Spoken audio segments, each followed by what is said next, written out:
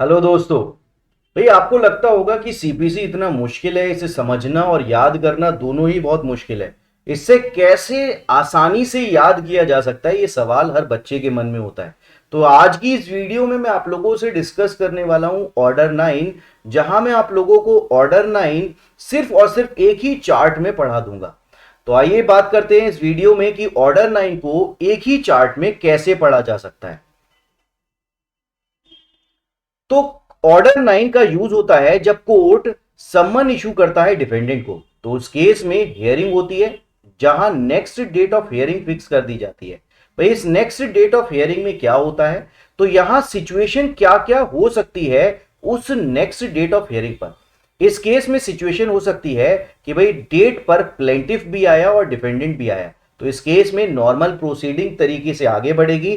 Court examine करेगा दोनों parties को, प्रोसीडिंग को आगे की तरफ लेकर जाएगा। दूसरी सिचुएशन हो सकती है, वो रूल 3 में दे रखी है, जो कहता है ना प्लेंटिफ आया और ना डिफेंडेंट आया। तो इस केस में कोर्ट सूट को डिसमिस कर देगा।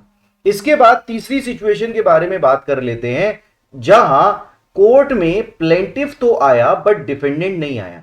तो डिफेंडेंट के ना आने के पीछे क्या क्या रीजन हो सकते हैं, इससे रिलेटेड रूल 2 बात करता है, रूल 5 बात करता है और रूल 6 बात करता है। तो पहले बात करते हैं रूल 2 की। भाई रूल 2 में यह कहता है कि डिफेंडेंट नहीं आ पाया, इसके पीछे का रीजन यह है क्योंकि यहां प्लेंटिफ ने प्रोसेस फीस नहीं दी, जो कि उसे ऑर्डर 7 रूल 9 के अंदर पे करनी चाहिए थी। इस केस में कोर्ट सूट को डिसमिस कर सकता है। दूसरी सिचुएशन है कि जहां प्लेंटिफ ने ऑर्डर 7 रूल 9 के अंदर प्रोसेस फीस तो दे दी, बट सम्मन नहीं सर्व किया जा सका। सम्मन क्यों नहीं सर्व किया, तो डिफेंडेंट के अगेंस्ट यहां प्लेंटिफ कहता है क्योंकि उसे उसका करेक्ट एड्रेस नहीं पता था डिफेंडेंट का, या फिर डिफेंडेंट सर्विस ऑफ समन को अवॉइड कर रहा है, या फिर कोई अदर सफिशिएंट रीजन है।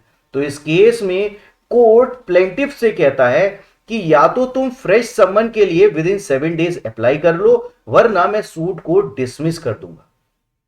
इसके अलावा अगर समन नहीं सर्व हुआ है क्योंकि डिफेंडेंट सर्विस को अवॉइड कर रहा है, तो उस केस में कोर्ट सब्स्टिट्यूटेड सर्विसेज का ऑर्डर भी दे सकता है। यह बात आप लोगों से ऑर्डर 5 रूल 17 और ऑर्डर 5 रूल 20 बात करता है। अब इसके बाद आगे की सिचुएशन के बारे में बात कर लेते हैं, जहां फिर से वही सिचुएशन है, जहां प्लेंटिफ तो आया बट डिफेंडेंट नहीं आया। इसके पीछे का रीजन क्या है, इसके पीछे का रीजन है भाई सम्मन तो सर्व हो गया, बट कोर्ट को लगता है कि सम्मन सर्व नहीं हुआ होगा डिफेंडेंट पर, इसीलिए शायद डिफेंडेंट नहीं आया। तो उस केस में कोर्ट डायरेक्ट कर देगा सेकंड सम्मन। इसके अलावा दूसरी सिचुएशन ये हो सकती है कि भाई नेक्स्ट डेट ऑफ हियरिंग से कुछ दिन पहले ही डिफेंडेंट को समन रिसीव हुआ। तो उस केस में डिफेंडेंट को वकील ढूंढने में, रिटन स्टेटमेंट तैयार करने में टाइम लगेगा, इसलिए यहां कोर्ट पोस्टपोन कर देता है हियरिंग को। इसके अलावा तीसरी सिचुएशन ये हो सकती है कि जहां प्लेंटिफ आया, डिफेंडेंट नहीं आया, और कोर्ट बोलता है कि भाई समन ड्यूली सर्व हो चुका है, इसलिए एक्स पार्टी प्रोसीडिंग करते हैं, और फिर उसके बाद एक्स पार्टी डिक्री आती है, और फाइनली अगर डिफेंडेंट एग्रीव्ड है तो वो सेटिसाइड एक्स पार्टी डिक्री के लिए अप्लाई कर सकता है। इससे रिलेटेड रूल 13 ऑर्डर 9 का बात करता है। इसके अलावा एक तीसरी सिचुएशन भी है, जहां कोर्ट में प्लेंटिफ नहीं आया बट डिफेंडेंट आ गया। तो उस केस में डिफेंडेंट आने के बाद अगर क्लेम एडमिट कर लेता है, तो एडमिशन के बेसिस पर प्लेंटिफ के फेवर में डिक्री पास कर दी जाती है।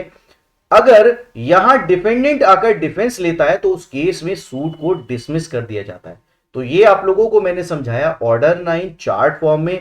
अगर आप ऐसे ही आसान तरीके से सीपीसी को पढ़ना चाहते हैं, तो आप ज्वाइन कर सकते हैं मेरे साथ अनअकैडमी पर और मेरे यूट्यूब चैनल को। तो दोस्तों लाइक, शेयर और सब्सक्राइब जरूर कीजिएगा। Thank you.